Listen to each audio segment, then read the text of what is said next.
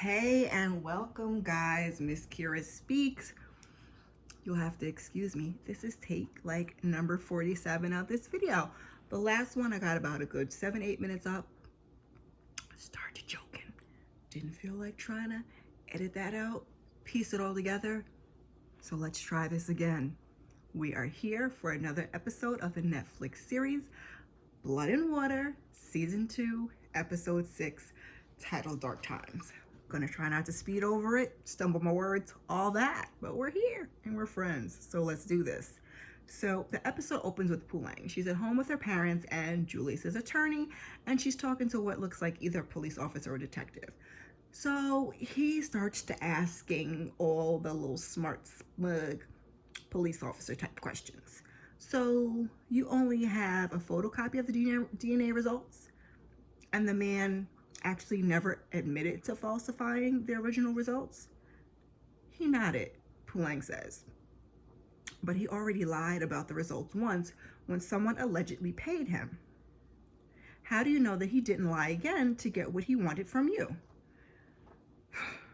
Puleng says she saw the text between him and Mrs. Bhele. Do you have proof of these texts? Maybe a picture? Puleng shakes her head no. So you're telling me you have no evidence despite all of the investigation you supposedly done? Julie's attorney asks,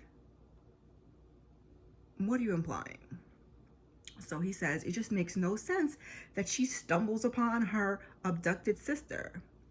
Julius is like, watch your tone. And he asks Puleng if she understands the implication of wasting state resources.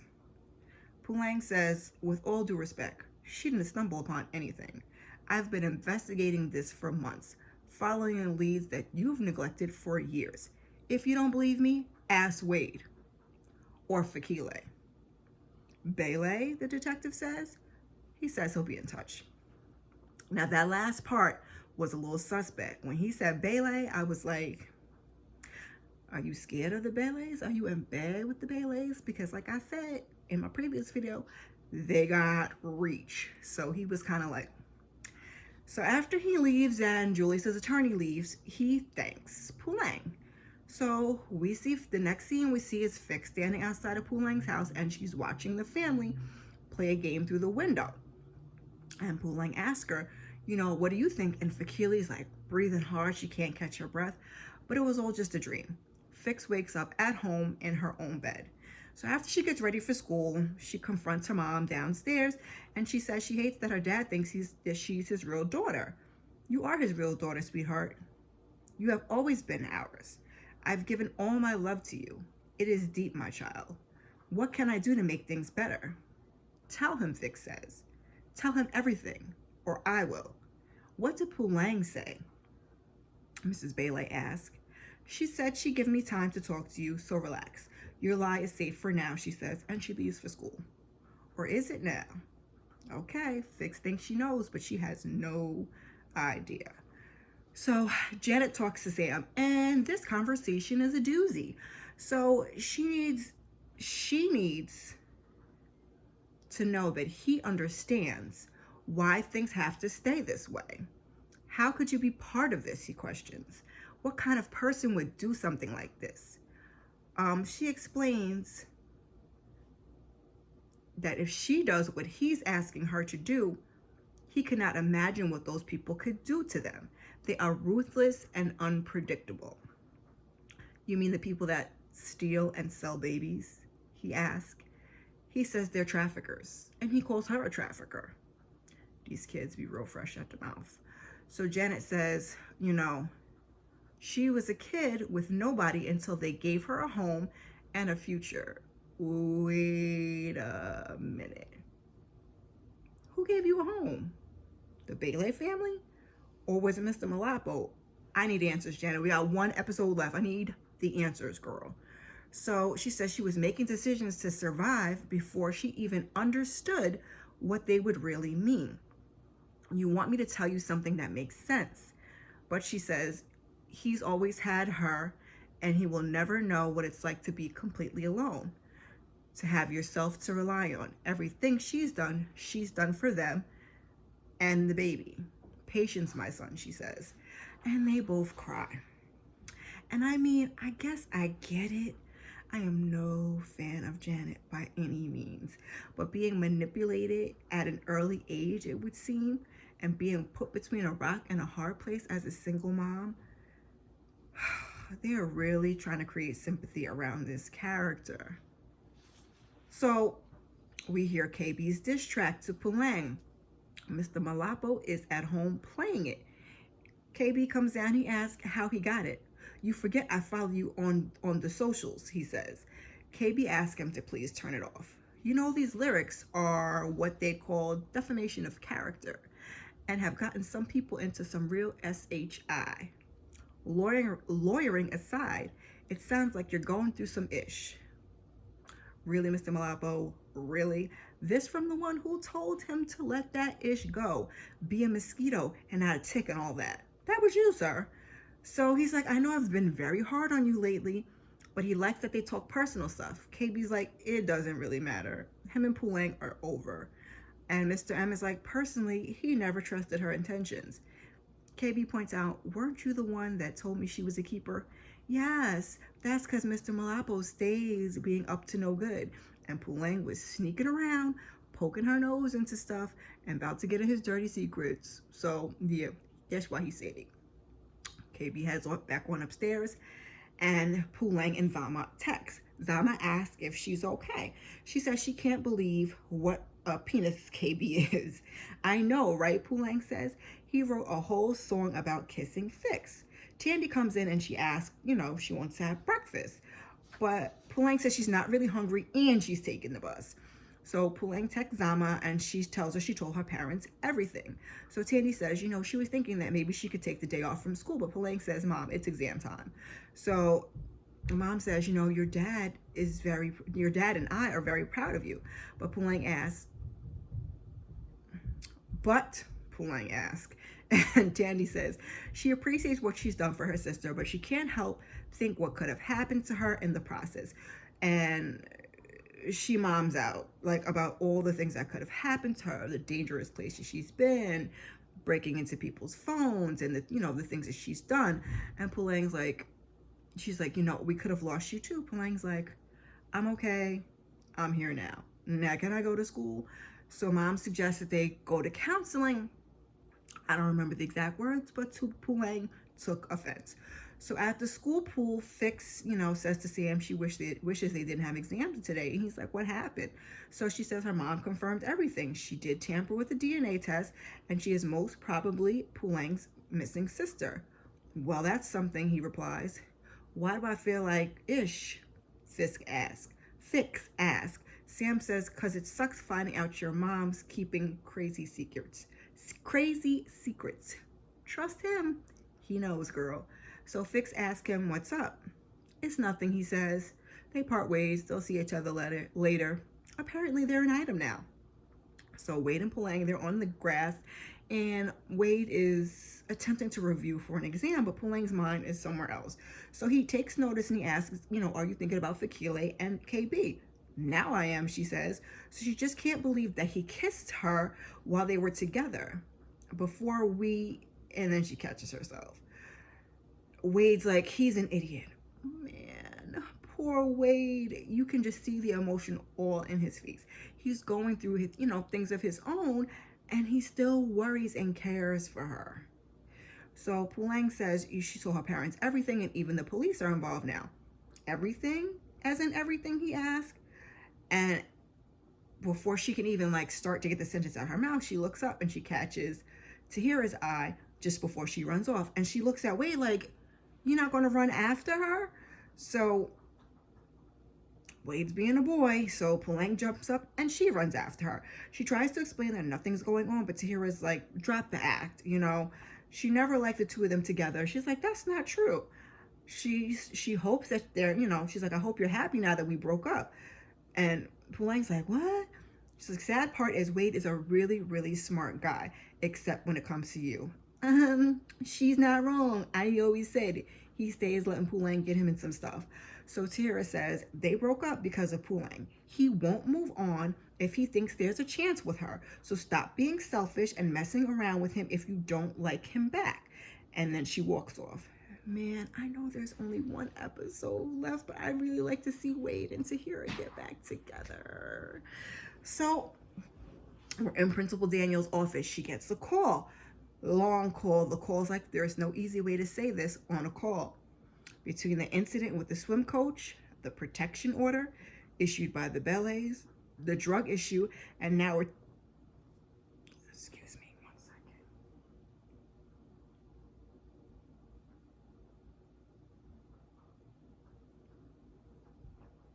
And now a teacher suddenly resigning. As the governing body, we're worried. They want a hearing at the end of term now to discuss matters of management at the school. This is an opportunity to prepare, he says. Of course, thank you, she says, and she ends the call. As she looks up, we see there are detectives in her office. Man, poor Principal Daniels, her and Wade both. Like, she don't deserve none of this. Like, Principal Daniels ain't said nothing to nobody. So in class, Reece tells Bhele, welcome back. But Chris is tight because she bailed on him during one of the most important events. She apologized and says she took some meds and she passed out. Why didn't you keep me posted? You barely get sick, Fix. It was one night, he says. He would have been there for her, and then he walks off and takes his seat. So some clown calls himself being funny and tries to make fun of Wendy for what happened the other night at the auction. So Chris steps up and checks him quick. And then Wendy throws the change back at the boy and tells him to take it and go buy your mother another womb, and maybe she'll have better luck next time. So Reece explains to Fix what happened and that Wendy took her place and embarrassed herself. So Fix gets up and she goes over to Wendy to apologize, but she gets the cold shoulder. Just then, KB walks in and she asks him, "Did you seriously out us kissing?" He apologizes. He said he wasn't thinking. She takes her seat and she says, "Whatever. You probably wonder why I'm here and not Mr. Ferreira," a voice asks. Uh-oh, this cannot be good. In short, Mr. Ferreira has resigned with immediate effect. Oh, so that's the professor that resigned. I was wondering what the voice on the phone with Principal Daniels was talking about. Oh, this is definitely not good. Not good at all. So Reece looks up. She takes a deep breath. Principal Daniels walks in and she asks to see Puleng and Wade in her office. So Reece catches up with the professor who was standing in and asks why Mr. Ferreira resigned. He says, "Don't worry, everything will be fine." Reece tries to call Mr. Ferreira, but naturally the number she has dialed is unavailable at the present. She sees messages of withdrawal amounts and looks like from the school account, and she is stressed. At the same time, this is another back and forth scene. We see Fix's mom at home. She's shredding documents. She's packing bags and putting into the trunk of her car. She's deleting what looks like text messages and emails. Sis looking quite guilty for someone who told her daughter they had all their papers in order. She throws some more bags in the car and she takes out of what looks like a safe, a gun. Sis is also stressed. So Miss Malapo and his old shifty behind meets with Tendai car by car in an alley. And he's like, "The two girls, how did they find out about the lab test?" he asks. He says he was tricked. "I swear, I thought they were harmless." "You thought?" Mr. Malapo says, or asks. "Then I think this should cut it." And he hands him a small stack of money. "This is not how much we agreed on," Tendai said. "I'm sorry, you have absolute nerve. Absolute nerve, you creep. Like, really? You better take that and go about your business." So he grabs him, Mr. KB's dad grabs him up in the collar and says, "Another word from your from that spineless gutter you call a mouth, and I swear I will show you. Do you hear me?" he asked. "Leave town now." So he gets out of his car and gets out of the guy's car and back in his car, I'm assuming. And Tendai looks shook, as he should. Like I said, he's a creep. So Reece shows up late for the Matric Dance Committee meeting, and they are discussing an Afrofuturism theme. But Wendy feels, it's like another Western concept. So where is the Africa in all this, she asks. As young Africans, they need to reclaim their identity. So Chris asks, what do you suggest? The two of them are getting along much more nicely lately. So Chris is on board with her idea. He's like, yeah, hashtag Wakanda. So we see Wade, Puleng, Principal Daniels, and the detectives, and they're talking. Wade is discussing the signature on the birth certificate, and he says, when they went to Pollismore Prison, and the look that Principal Daniels, aka Mom, gives him because she had no idea is priceless. So he stammers and he continues, the Bjacks are confirmed. She forged many birth certificates. The detective says you also accompanied Puleng to Lavender Hill to speak to Mr. Koopman, the retired detective. Again, Principal Daniels looks like, if I could pop you right now. So Wade says, yes, sir, he did. Voice cracking. He looks at Puleng and he's like, he couldn't let her go alone. So back at the meeting, Wendy continues. She's discussing the theme, and Chris wants to move on to the budget sheets. So Wendy gets up and she's looking at information on the computer, and she's kind of close to Chris, and Chris is looking at her. He's looking at her kind of different. So Fix gets a call from Puleng. She sends it to voicemail. Wendy asks Reece why the budget sheet isn't updated with the line items from last night's auction. But Reece is too busy looking at many incomplete calls to Mr. Ferreira and a message from the facility where her mom is looking for another payment. Earth to Reece and Fakile, Wendy says, why is the budget sheet not updated? Reece says, sorry, I'll do it after this. Wendy asks for the balance. Reece says, 109 grand. So we made 9,000 more, Wendy says. Then we're getting the PA system that, my mom uses for her political events. Chris's face looks puzzled, like, how did we end up with that much money? So Wendy asks for the debit card. And Reece apologizes. She said, I forgot it at home. Chris interjects because he sees it's some bullshit afoot. Like, something's going on with Reece, and he could tell. So he's like, it's fine. Just make the payment for the PA system on behalf of Wendy as soon as possible. And he tells Wendy to send her a link. So Reece is sitting there looking like she's about to hyperventilate, and she excuses herself. Fakile just then gets called to the principal's office, and the meeting is adjourned. Oh, excuse me. Like, we're going to do this, and I look crookedy, but it's whatever. So outside the principal's office, Puleng apologizes to Wade for revealing all of this to his mom.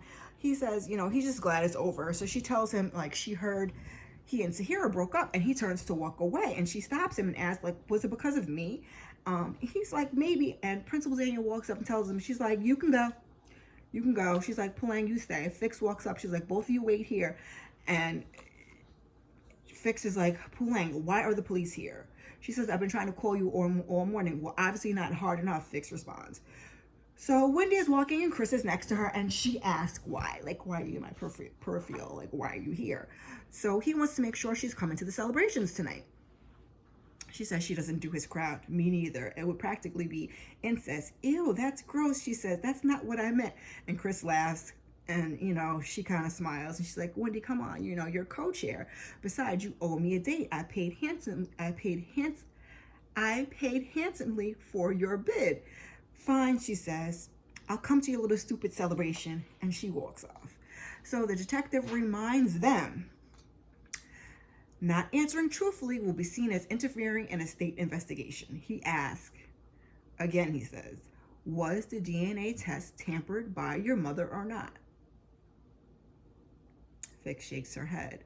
But the female detective is like, you need to say it. So she does. She says yes. And then she's like, so you're Pumele, we'll say, because I can't pronounce the full first name, Kumalo. And Fix looks at Puleng and she shakes her head and she's like, I'm Fakile Bhele. My mother adopted me legally. Puleng, she sighs and rolls her eyes. The other detective points out, around the same time that you were adopted, the news of a missing girl, Pume, was all over the meeting. Fakile, my girl, he says. Surely your mother must know something about it. Fix looks at Puleng. Puleng is frustrated. Outside the office, Puleng, child, hold on, let me get myself together. So Puleng stops Fix. What was that? You lied in there, Puleng says. Fix said she thought they had a deal. Is this about KB's track? About the kiss? Is that why you did this? Do you really think I would betray you for something that petty? Then why? Fix asked. My dad is still on trial for this. What would you do if it was you? She asked. I love my parents, Fakile, just as much as you love yours. I won't apologize for that. And Puleng just walks off. Reece is laying down in her shade. She's somewhere on campus. Chris comes up and tells her about the celebration later on tonight. He asks her what's wrong. First, you forget to update the budget sheet. Then you practically froze and lied to Wendy about the debit card. What was up with that? Ferreira skipped town, she says. She's like, yeah, he resigned. No, he skipped town with our money. What are you talking about? He stole the committee's money. What? How? She explains that she was raking it in her side business and she couldn't keep it at home, and explained she couldn't open a bank account without explaining where the money came from. So she spoke to Mr. Ferreira, who suggested that they should launder money. He threatened her, and Chris says, please don't tell me you mixed your money with the committee's account. Oh, indeed, Chris, she definitely did. She did. She said, it was a genius idea. She was going to take it out eventually. She didn't know Mr. Ferrero was such a snake, and now he's gone with everything. She didn't intend for this to happen. Of course you didn't, girl. So Chris is like, you need to go to police. Chris can't do that. She's selling drugs, narcotics, whatever you want to call it. Like, what's she going to say? He stole my drug money out of the school account. So he says, fine, no police, but you'll have to do something much, much worse. You'll have to tell Wendy. Daddy is much worse. And so mom is sitting at home, Mrs. Bhele, because whatever. She has the gun, and as Fix walks in, she hides it under the pillow. Fix tells her the police were at school today. I thought you said Puleng had a deal. Mama, if we're going to deal with this soon, we need to do it as a family. So you have to tell Dad. Yes, sweetheart. I will, Mom says. Mom is lying. So Fix goes to her room. We see Janet. She walks into Principal Daniels' office. She's like, was that the police just now? Principal Daniels walks over to the window, and she's like, without saying too much, Fakile's life is changing right before her eyes, and I don't know if she's going to handle it. Now, while she's saying all of this, Janet is taking the detective's card off Principal Daniels' desk. What are you going to do with that card, Janet? So she says she'll follow up. It's nighttime, and now we see what Janet's doing with that card. She calls Detective Vance, and she said she'd like to come in and speak with him immediately. This is regarding the Kumalo baby. So on the way home, Principal Daniels is reading Wade the Riot Act. I cannot believe what I heard today, Wade. This nonsense you got up to with Puleng, it wasn't nonsense, Mommy, he squeaks. She's looking for her sister, and I wanted to help. I mean, really, Wade is the one who kind of got the whole thing popping in season 1. I'm just saying. So by visiting a maximum security prison, she asks, breaking into the bursar's office, or going on escapades to dangerous places. Wade is looking like, well, yeah, I guess. So the worst thing is that, she's like, the worst thing is that I knew nothing about this. How do I know that you two aren't up to something else? She asks. He's like, we're not, Mommy, I swear. I really hope there's nothing else, Wade, because don't forget, you are not like those other kids from Parkhurst, whose parents can buy their way out of anything. Neither is Puleng, which is why I think the two of them got along so well. I might be the principal of the school, but they could lose everything if they step on the wrong toes. That said, Wendy and Tahira arrive at the celebration, and it's like a game sensor. It's like reminiscent of like a Dave and a Buster's, like if you live here in the Northeast, like you know what a Dave and Buster's is. So it's like, arcade games, video games is a separate area for like bowling, just to explain a little further. But I mean, if you saw the episode, you know what I'm talking about. So Chris walks up and he asks what they think. It's not what you expected, right? And Wendy says, when you said to meet us at Grand West, I thought you were taking us to some nightclub filled with drunks and identity-hungry teens. But this will do. So Reece is already there, and she's eating and drinking and drinking and drinking. So Chris has to stop Wendy from talking business, at least not until she's on the same level as Reece. Tipsy, that is. So, to a great night and new friends, Chris says, puts up a little cheers. So the group is bowling, and Sam shows up. He's looking for Fix. Reece asks where KB is, and she goes to make his little smart comment. Chris is like, KB is studying, and Fix likes to be fashionably late. Reece is gone. She's twisted, she's drunk, she's whatever you'd like to call it. So Chris encourages Wendy and Tahira to drink up. So now we're at the Bhele house, and ish is getting real. I can't even believe I still have so many pages of notes because it's getting very, very real. So mom's sitting on the step when dad comes in. He asks if she's okay. She says she has a headache. So he goes to turn on the generator because he said something about, I forgot what the term was, but I guess it was like a blackout was coming. So the doorbell rings, or buzzes in this case. He comes back and he calls her name. She doesn't answer. She is busy hiding in Fix's room, and she comes out and she startles Fix and she covers her mouth. I didn't do anything wrong, she says. At the door is Detective Captain Vance and Detective Sergeant Peterson, along with a few others. Mr. Bhele asks, what's this about? Vance says, you are under arrest for kidnapping and aiding in human trafficking. What, he asks? He is thoroughly confused. Upstairs, mom says, I need to know you can trust me. We're gonna be okay. I did not do anything wrong. Just tell them it was a mistake, okay? And Brian, aka Dad, Nabisa, that's what her name is. He's calling her. Do you believe me, please? She pleads, and she's like, I'm sorry, Mom, Fix says, and she runs downstairs. No, please leave my dad alone. The detective tries to calm Fix down, and then suddenly Nabisa is downstairs with her gun drawn, saying he's innocent. Brian says, what is going on with you? They ask her to put the gun down, and as crazy as it seems, I was surprised she did not get shot. Drawing a weapon on police officers, that usually doesn't end too well. She says she's not leaving without her daughter. Then she puts the gun to her own head. All type of trigger warnings for this episode. I'm mad, late, and wrong. So Detective Peterson says, Mrs. Bhele, don't do that. She says she made a mistake. Fix is crying. So they flashes back over to the kids bowling. Reece is still drinking. Sam is texting Fix. Chris tries to get Wendy to go play. He realizes she doesn't know how to bowl. She says, I can literally tell you all the capital cities of every country along with the presidents, and yet you don't know how to bowl, Chris says. He says, so teacher, but she's like, oh, of course I can. And then she's like, how do you manage to go through school when you party all the time? When do you get to go home and work and spend time with your family? He kind of has a look on his face. She's like, did I hit a nerve? And he's like, home is what you make it, Wendy, he says. My parents are in Mumbai, I think. Before that, they were in, and he stops. He's like, I'm not even going to try to pronounce it because it doesn't matter. I see them maybe once a year for Hanukkah if I'm lucky. And Wendy's like, I'm so sorry. Chris is like, it's fine. As for school, well, if you're a genius, you don't really have to work that hard. So Wendy laughs, and Chris smiles. So we're seeing another side of Chris. Like Fix said, and he seems to like Wendy, and Wendy's kind of, she's warming up to him a little bit. So Reece comes over. She says to Wendy, I need to tell you something right now, Chris asks. She says, yes, the money is gone, all of it. Wendy's like, how? So Reece looks over at Chris, and she doesn't know what to say. Chris is like, well, she's not really sure. It's as easy as clicking on a fraudulent link to an email or a message, and everything is gone. All the money down the drain, Wendy says. She needs another drink, and she walks off. Reece apologizes to Chris. She's like, I couldn't bring myself to tell her everything. Wendy, she'll want to dig deeper. So Chris gets up. He goes to check on Wendy. Wendy, back at the Bhele house, somehow Nabisa was in the kitchen with the gun to her head, and now she's in the bedroom holding the gun.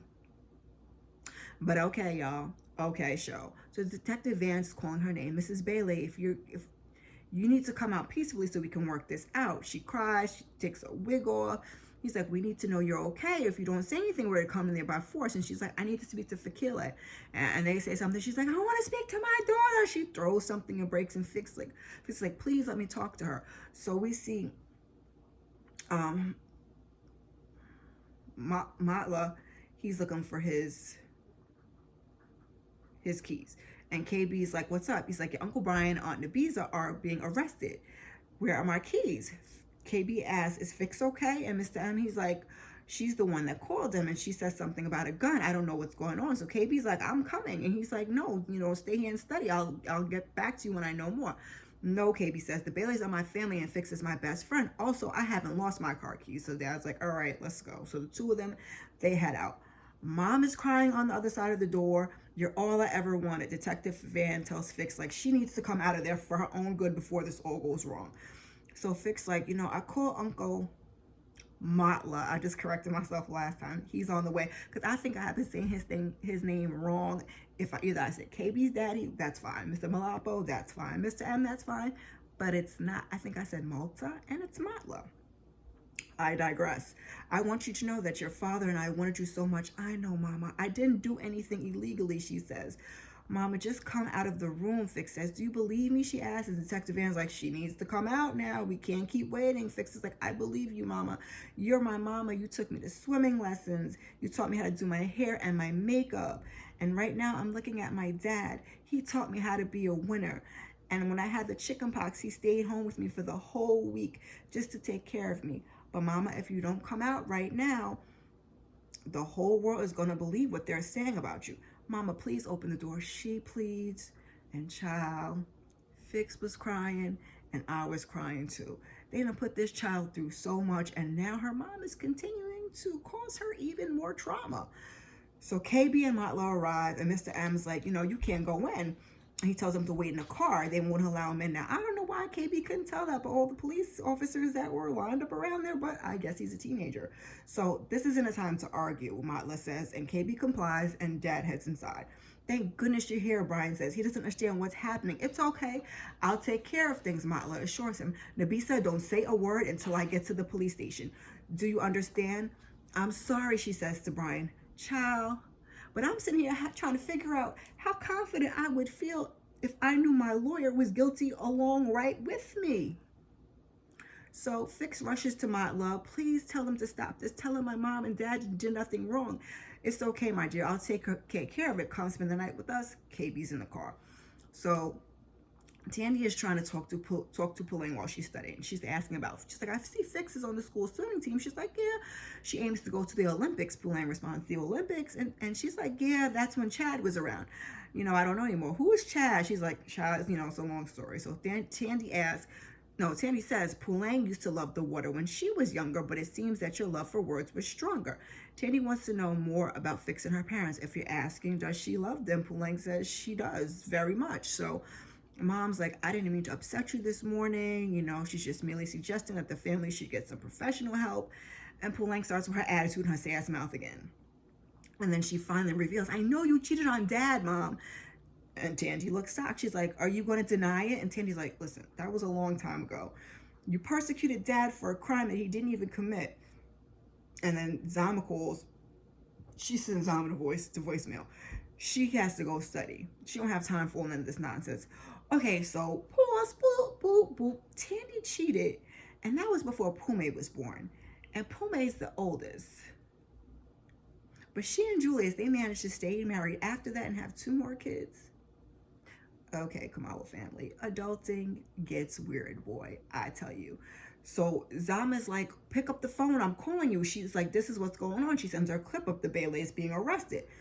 So now we're wrapping this thing up. Fix is at KB's house. And he's like, so you're, Kamalo now? And she's like, they still have to do some checks to make sure. But yeah, Puleng and I love this wording.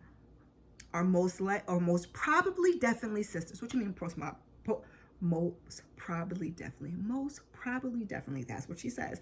This is insane, KB says. Fix says she's been thinking, whatever the results, she's a Bhele, that's who she is. KB asks, what about his dad? Did he know the whole time? And she's like, her and Puleng found some messages between him and her mom. He's like, so why wasn't he implicated? And I was like, that's a good question, KB. And she says the arrest was for kidnapping. And Wade, why was he interviewed? Apparently, he was like, Puleng's investigator sidekick the entire time. The whole time, KB asked, he is feeling bad for accusing Puleng in that moment, I'm sure. So he gets up and leaves, and next thing we know, Saya comes into Puleng's room and tells her, your boyfriend is here to see you, and KB's there. KB, what are you doing here? He's like, listen, I won't be long. Fix told me everything, even about Wade and how he's been helping you. And that's why you two were always together, right? Hanging out. And so she shakes her head, yes. Why didn't you tell me? In Wade's defense, not that it matters. I think he and Zama both told her to come clean with KB, but I can understand her reluctance. And she kind of, talks about that. He's like, it doesn't matter now. He's like, yeah, but I accused you of doing all those things behind my back. She's like, listen, I didn't know how to tell you. Your dad is the Bhele's lawyer. So like I said, I get it. And it's his dad. He says, you know, he would have still supported her. It's like, you're mine. He touches her hand. We're my girlfriend. So he says, you know, he wants to say he's sorry and he apologizes because the two of them are sitting on her bed and Puleng had all her investigative reporter, Dora the Explorer clues on the bed. And she's like, what? So he picks up the photo of the lady that was in the file that Puleng stole from Mr. Malapo's office. This is a photo of my mom, Puleng. Why do you have it? Puleng looking like, what? Why, he asked. And that is where the episode ends. Honey, listen, I hope this thing do not cut off on me. I have so much more to say, but two things. Speaking of stolen files, was there no repercussion or mention of the end of Puleng's internship or her stealing that file? Anything? So we're just going to glaze over that? We're just going to skate right past that? That's what we're going to do? Okay, blood and water. And okay, you know, Puleng was looking through the photo album by herself in the garage, and then her and KB were looking through the photo album. So there were no pictures of his mom that she would like put one and one together and make two, like 2 + 2 is 4. I'm just curious, like, why did you not know what his mama looked like? And one final question or thought. So was it Janet that went to the police and further got this thing popping off and set it into motion? Because she went and all of a sudden they showed up at them people's door without question, hesitation, to pause.